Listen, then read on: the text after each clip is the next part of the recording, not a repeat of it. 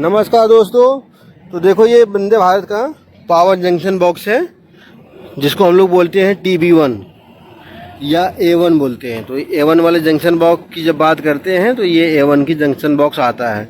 अगर इसमें हम स्टार्टिंग शुरू करेंगे तो 1 नंबर से लेके और 28 नंबर तक की वागो इसमें हैं। तो जैसे शुरू हम स्टार्टिंग करते हैं 1 नंबर से, यहाँ से।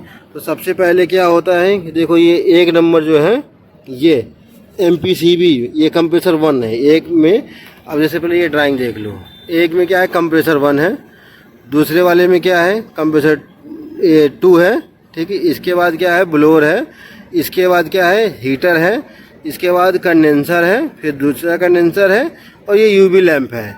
तो इसमें देखो सबसे जो एक नॉर्मल से अलग क्या है, तो कंप्रेसर 1 में 6 वागो यूज हुए हैं और ब्लोअर में भी 6 वागो यूज हुए हैं। बाकी सब में 3-3 ही वागो यूज हुए हैं। तो अब कैसे यूज हुए हैं तो देखो पहले 1 2 3, तो अब यहाँ भी देख लो 1 2 3, ये वाली जो सप्लाई है ये MPCB से आई है कंप्रेसर के, ये 1 2 3 आ गई और ये चली गई कंप्रेसर के VFD में।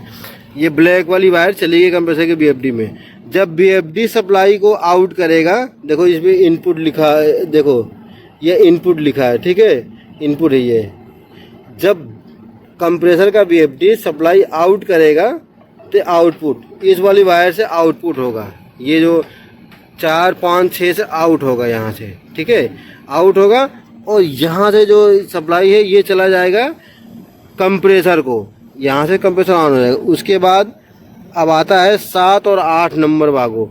तो 7 और 8 नंबर क्या है कंप्रेसर का है, आया और सीधा कंप्रेसर में चला गया। उसके बाद आता है 9 10 11 नहीं सॉरी 10 11 12। तो 10 11 12 देखो ये वागो देखोगे 10 11 12, ये नीचे से आया सप्लाई 3 फेस और चला गया ब्लोअर के VFD में, इमरजेंसी में, ब्लोअर इमरजेंसी में चला गया।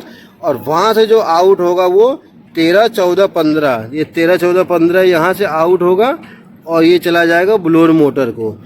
इनकेस क्या होता है कि जब नॉर्मली हम 3 फेस पे चलाते हैं तो यहाँ सप्लाई आता है और यहाँ से आउट होता है, और जो VFD आउट करती है इमरजेंसी ब्लोअर वो यहाँ से आके और 3 फेस से ब्लोअर चलता रहता है। इनफैक्ट जब कभी 3 फेस बंद हो जाता है तो क्या करते हैं VFD इंटरनल अंदर से 110 को 415 में कन्वर्ट करके और यहाँ से डायरेक्ट ये सीधा ही ब्लोअर को 415 देता रहता है, जिससे ब्लोअर हमारा चलता रहता है। अब उसके बाद आती है हमारी 16 17 18। 16 17 18 जो वागो है ये हीटर का है, आया यहाँ हीटर का इन हुआ और ये सीधा आउट हो गया हीटर को। हीटर इसमें 9 किलोवाट का लगा हुआ है, ठीक है। इसके बाद आया CD1। CD1 देखो 19 20 21, तो 19 20 और 21 ये देखो CD1 का। CD1 में सीधा आया वागो में MPCB से सप्लाई कॉन्ट्रैक्टर के माध्यम सप्लाई यहाँ आया और सीधा ही मोटर को चला गया है, ठीक है। इसी तरह से कंडेंसर 2 22 23 24 यहाँ से आया 22 23 24 से और सीधा कंडेंसर 2 के मोटर पे चला गया।